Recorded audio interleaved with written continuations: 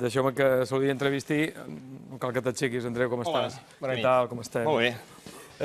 Deixem que fem les presentacions. L'Andreu Beà és enginyer de telecomunicacions, doctor enginyer en electrònica i màster de gestió en tecnologies de la informació i la comunicació. Al marge de molts reconeixements per la seva tasca a la xarxa, és de fet l'únic europeu que hi ha al Internet Hall of Fame. El Consell del Hall of Fame. Si són la gent famosa d'Internet, doncs intentem agafar-los, perquè són gent que són totalment desconeguda. O sigui, es mor Steve Jobs, sembla que s'acabi el món, però es mor les persones que han creat el mail, el correu electrònic que el fem servir tots i no s'ha assabentat ningú. S'ha mort o no, per cert? S'ha mort, sí. El vam reconèixer al seu moment, però hem fet uns premis precisament per reconèixer aquestes persones. Aquestes persones més anònimes, no tant... De la infrahistòria, passen a la... notorietat. Avui ens acompanya en tot cas perquè acaba de publicar aquest llibre que dèiem, Tecnologia para andar por casa.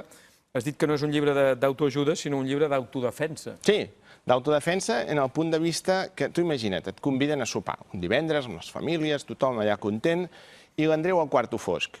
Ai, que has vingut? Arregla la impressora.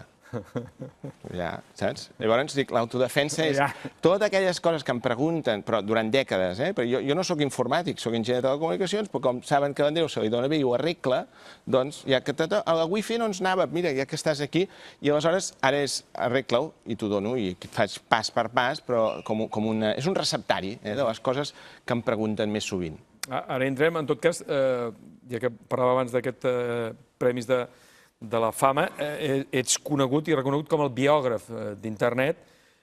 Tu que coneixes els orígens, desmuntes aquella idea que es va crear per usos militars, si no dius que es va crear per estalviar. Sí, internet, jo he demostrat que es va crear a la catalana, per estalviar. És a dir, hi havia tota una sèrie d'universitats, en aquella època hi havia 144 universitats, a les quals posar un ordinador valia 3.000 milions de dòlars. Quan dic un ordinador us heu d'imaginar no una rentadora, sinó com tota la bugaderia, i aleshores molt gran. I aleshores posar-ne 144 era absurd. Llavors, el lògic era posar-ne un, i la gent que, per exemple, especialitzat en gràfics, i la gent que sapigués fer, doncs, coses de gràfics que es connectessin allà. És simple com això. Així va néixer. Sí. Fa 5 anys justament vas publicar el llibre Cómo creamos Internet i vas haver de contactar amb tots aquests pioners que esmentaves abans. Quasi 30 anys. 30 anys. Bueno, 26, buscant-los un a un, perquè són absolutament desconeguts. Són els herois d'una història que és totalment falsa. En 40 anys hem creat la història d'internet i sense haver-hi guerres pel mig, ni vencedors ni vençuts, però que és una història que és o falsa o plena de mites. Llavors, algú ho havia d'explicar i m'he dedicat mitja vida a fer-ho. A desmuntar aquests mites. I, paradoxalment, els pares d'internet no s'han fet rics. No, són els VIPs, jo els dic vells i pobres. Són tots exactes el que són actualment. I aleshores els he hagut d'anar buscant i els gravo 2 hores digitalment perquè en el futur, tu ara imagina't que Thomas Alva Edison o Graham Bell hagués dit mira, aquesta bombeta d'incandescència la vaig crear per error i de la seva veu. Doncs amb aquest llibre ho pots fer. Els he gravat la veu i amb un codi QR t'envio un MP3 a la teva orella directament. I tots 320 entrevistes durant aquests quasi 30 anys. Una feinada de por, no? Sí, sobretot quan són absolutament desconeguts. I ets de viatjar pel món i dir, fa 40 anys, tu amb qui treballaves? És tornar a recrear aquesta xarxa. I és cert que un carbassó et va obrir les portes d'accés al creador del correu electrònic que esmentàvem i de la roba? Això és una mica complicat d'explicar perquè aquest senyor és un dels que es va morir fa uns mesos i el que li passava és que era una mica estrany. Ell, sí. Ningú li va demanar que creés el mail, ell ho va fer per sota la catifa, diguem-ne, caps de setmana i per les nits. I ell considerava que havia fet molts invents i que el mail no era un invent el més important que havia fet ell. I, per tant, cap periodista del món mai s'havia deixat entrevistar mai per ell. Llavors, què va fer? Doncs, bàsicament, li vaig enviar la contrasenya de feia 40 anys d'ARPANET. I el seu jefe li deia, escolta, aquí ens coneixem tots, però quan això creixi, les passwords no poden estar en clar. És a dir, l'usuari, Xavier Grasset, la teva password aquesta, sense codificar.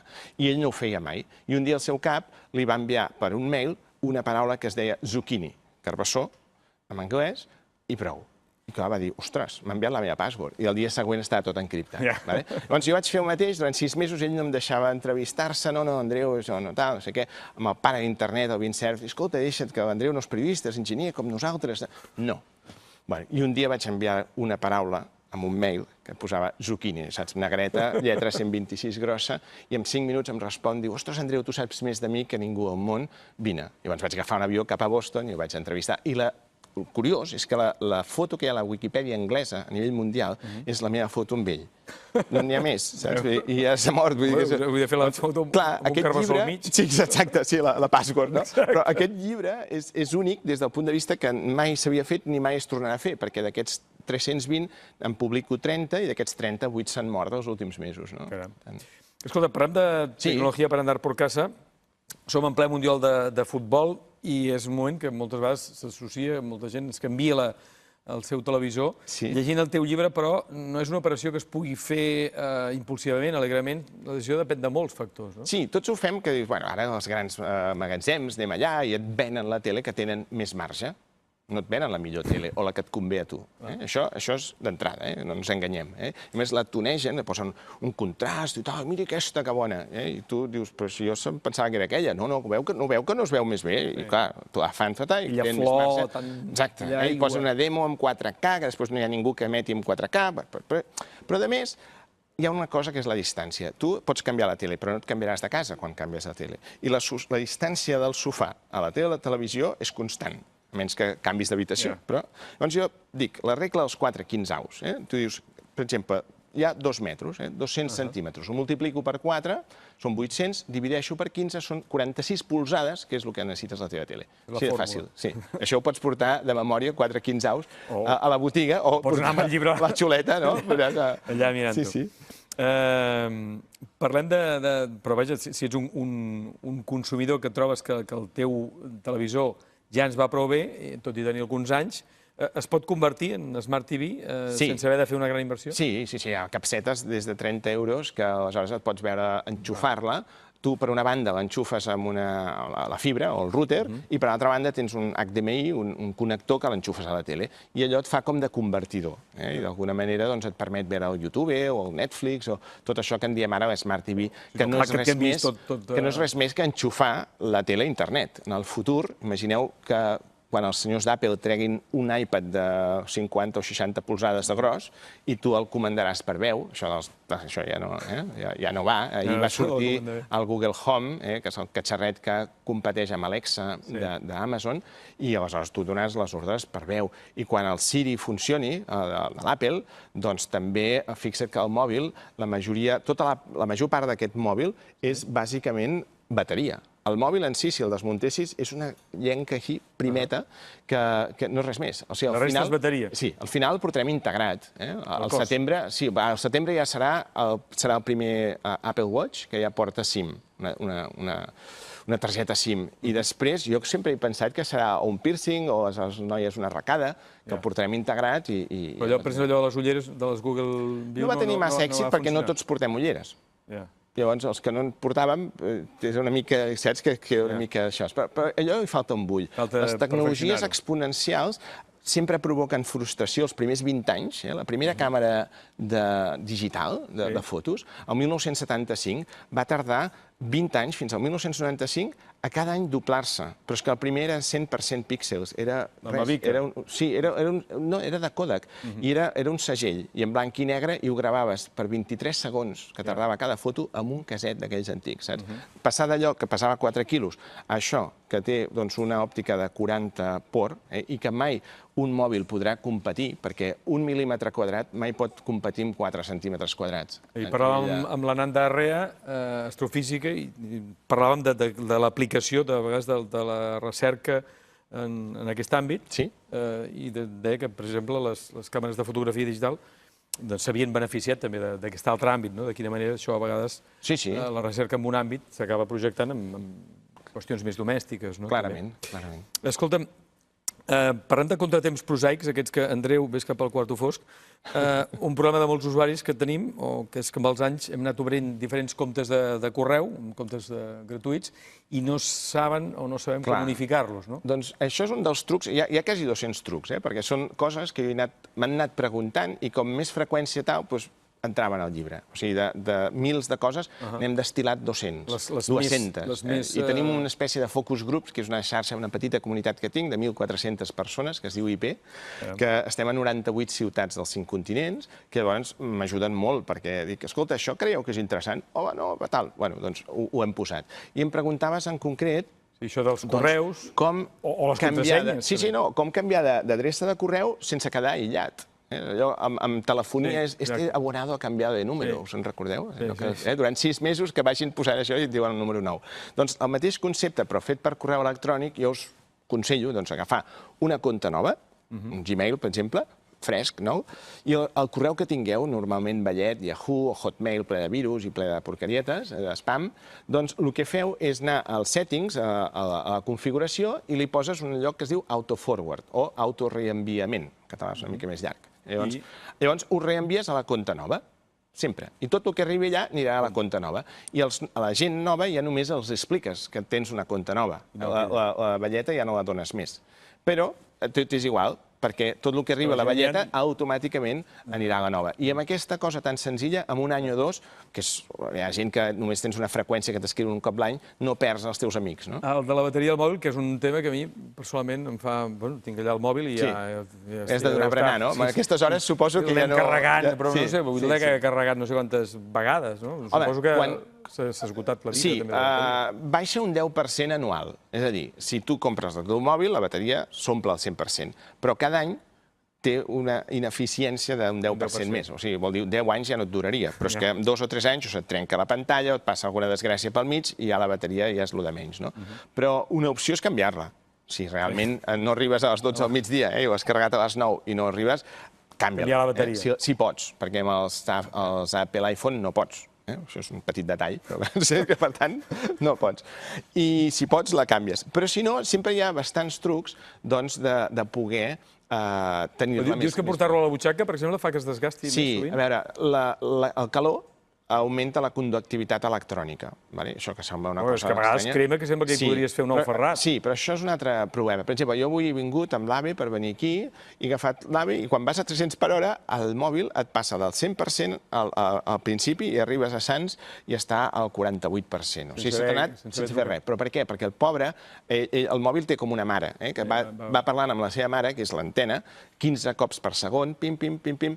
I clar, si la mare vas a 300 per hora i ara és aquesta, és aquella que tal, té un sobreesforç molt gran. Si ens desplacem, si anem amb cotxe, això també ens passa. Clar, sí. Tot el que sigui ràdio, que no ho necessitis, per exemple, apaga la wifi, el bluetooth, totes les ràdios que porta el mòbil, que són 3, bàsicament, apaga-les, si no les necessites, si no estàs en un lloc sedentari, perquè això menja molt. Si el portes més fresquet, o sigui, la gent que porta ben tapadet, malament, perquè s'escalfa més, si s'escalfa més, la bateria es dona.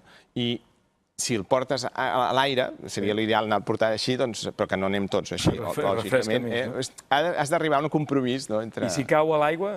Aquesta és una altra cosa. Un dels problemes més greus del mòbil, o sigui, la iteració número 1 als llocs de reparació és mòbils que han caigut al vàter. És així. Ens pot fer gràcia, ens pot fer, però és la realitat. Aleshores, el primer que s'ha de fer és no encendre'l.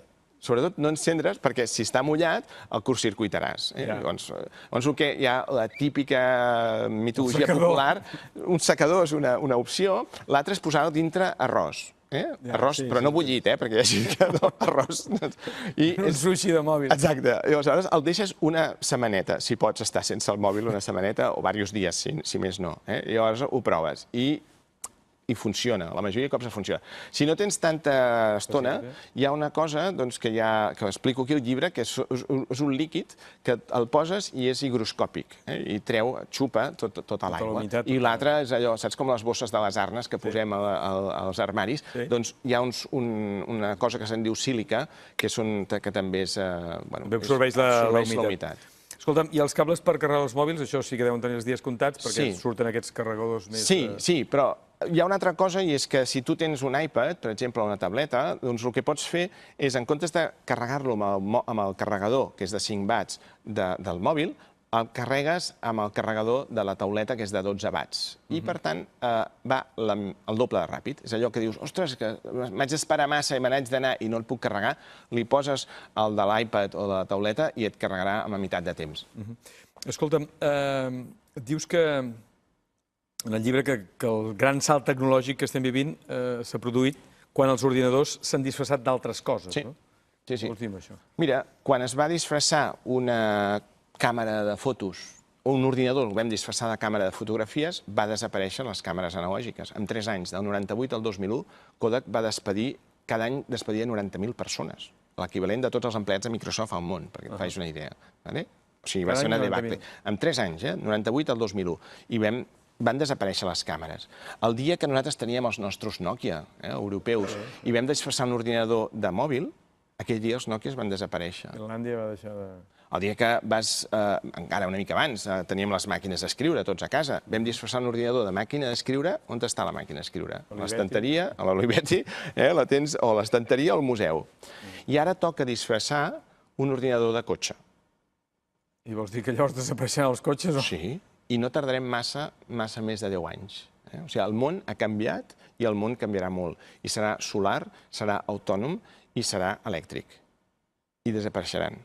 I l'electricitat igual. O sigui, hi haurà un canvi molt fort, i jo l'he viscut ja, i per això jo no vinc a vendre el meu llibre. Jo el que vull és intentar provocar i augmentar, jo diria, el nivell cultural tecnològic de la nostra terra. Aquest és el meu objectiu, perquè ja saps tu que l'autor no és el que menys hi guanya en un llibre, però sí que posar un punt que el món ha canviat i canviarà molt. Però com podem saber de què treballaran els nostres fills? És molt difícil. Això és impossible. O sigui, el meu pare va treballar 41 anys al seu mateix lloc. Jo no he treballat mai més de 4 anys al mateix lloc. No sé si els meus fills treballaran 4 mesos. No ho sé. Que serà més líquid tot i més movible, estic segur. Però el que sí que et puc dir és que la gent que no es cregui això, que el cotxe serà elèctric, al 1900 hi ha una foto preciosa que són tot de carros de cavall i un cotxe a la Fifth Avenue a Nova York. 1913, i l'època que no canviava res. Jo recordo la meva besàvia que tenia els llibres de cuina que posava 3 cèntims de farina. Vol dir que els preus no variaven. Doncs en aquella època, amb 13 anys, del 1900 al 1913, veus la mateixa foto amb tota la 5a avinguda, posa Nova York, Setmana Santa, diumenge de Pasqua, tot de cotxes i un carro de cavalls. 13 anys. Llavors dius, jo he anat ja amb cotxes elèctrics i cotxes autònoms, on tu hi poses vull anar a un punt A i un punt B, que aquí ens pots semblar que sigui màgia, i et porta a punt A a punt B. I el primer que veus és que on hi havia el volant hi ha un revistero. Dius, ostres, i això, i on està el botó de pànic vermell, per si passa alguna cosa, no hi ha botó de pànic, i aleshores dius, hem estat 150 anys conduint i tardes 15 minuts a adaptar-te a lo nou. En 15 minuts. O sigui, al principi dius, ostres, atropellem a la senyora del pessebre. I veus que el catxarro frena, no? Però a partir d'aquí dius, ara què farem? L'entrada de l'autopista, ara sí que ens matem. Però és una conducció tranquil·la. I al final t'avorreixes i vens al revistero i llegeixes, no? És una llàstima que el temps al final sempre sigui escàs, però, Andreu, moltes gràcies pel teu coneixement.